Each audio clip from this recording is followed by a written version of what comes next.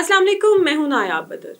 एबटाबाद में ख्वाजा सराओं ने बंदर और बंदरिया की शादी करा दी।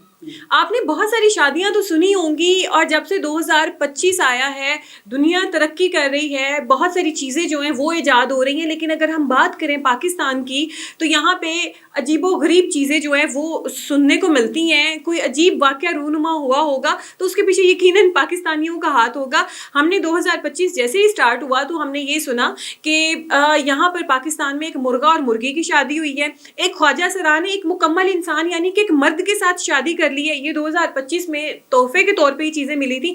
अब जो है ख्वाजा सराओं ने एक और आप यूँ कहें कि संगे मील अबूर कर लिया, और उन्होंने वो ये किया है कि उन्होंने बंदर और बंदरिया की शादी कराई है। और शादी भी ऐसे नहीं हुई कि एक मजाक की है, प्रॉपर धूमधाम से ये शादी हुई है। मेहंदी की रस्म हुई है, सेहरा बंदी की रस्म हुई है, रुखसती की रस्म हुई है, फिर इनका वलीमा किया गया है।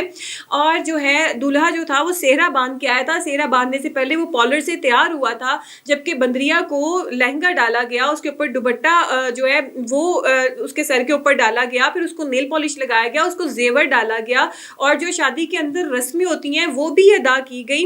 अब ख्वाजा सराओं को ये क्या सूझी कि उन्होंने बंदर और बंदरिया की शादी करा दी। और ये इन्होंने जब बंदरिया की रुखसती की तो जो बंदरिया का ऑनर था वो भी धाड़े मार मार के रोया कि मेरी जो बंदरिया है वो रुखसत होके अगलों के घर जा रही है। और लंबी चौड़ी गाड़ियां जो हैं, बड़ी बड़ी क्रूजर्स, वो इस बंदरिया को लेने आई थी। इसकी रुखसती मतलब उनके उस गाड़ियों के साथ हुई।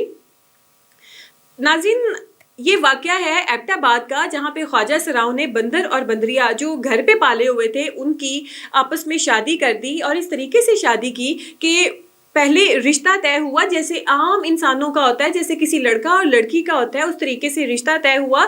इनकी कुछ रसूमात थी, उनको इन्होंने अदा किया। उसके बाद बंदर और बंदरिया की प्रॉपर शादी हुई, रिश्ता लेके जाया गया, फिर मंगनी हुई, फिर इनकी डेट फिक्स हुई। उसके बाद इनकी मेहंदी की रस्म हुई, मेहंदी की रस्म के बाद इनकी बारात की रस्म जो है वो अदा हुई, बारात के बाद इनका वलीमा किया गया।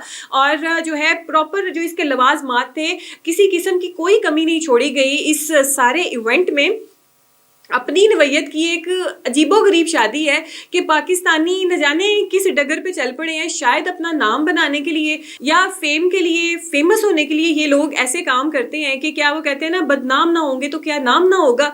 तो इसलिए ख्वाजा सराओं ने ये काम किया। तो सोच के इंसान वैसे ही दंग रह जाता है कि आप ये जो पैसे आपने यहाँ पे लगाए हैं इस शादी पे, और इस शादी का लंबा चौड़ा खर्चा है, लाखों रुपए करोड़ों इस शादी के ऊपर लगाए गए हैं।